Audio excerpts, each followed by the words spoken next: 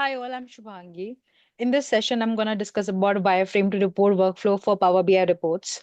This session will give you some practical tips on workflow and wireframe designing so that you can translate the business questions into KPIs and walk away with some design principles to improve the usability and decision making. So let's talk about how do you translate business needs to KPI. There are mostly six steps involved. Firstly, you understand the business need, break down it into success criteria, identify the drivers and the levers, translate that into metrics, KPIs, prioritize them, validate them with stakeholders, and then the last step is review and iterate. And this is how essentially you translate any business question into a KPI. But then how does it look in real life? So let's take an example. You have been given a business need, for example, reduce customer churn rate by 20% for the next 6 months. So the critical thinking question is what is the organization trying to achieve? This is the question that they're trying to achieve.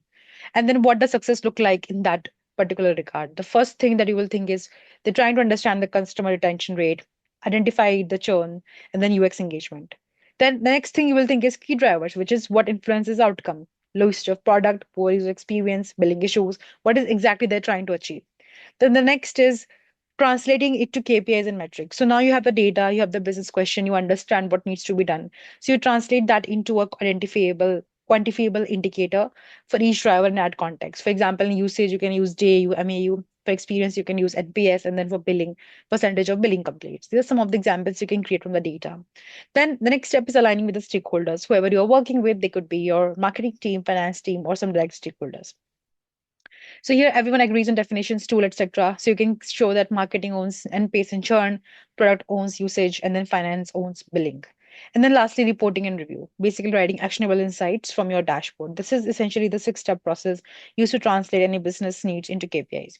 Now, what is the role of dashboard wireframe? So this is another wireframe I have created using my iPad, and you can create similar wireframes. But I think wireframes are very useful because it's a process of creating a visual blueprint or a mock-up of dashboard before actually using it. And there are various ways you can build it. You can use paper sketches, PowerPoint, whiteboards, or you can use very high fidelity tools like Figma.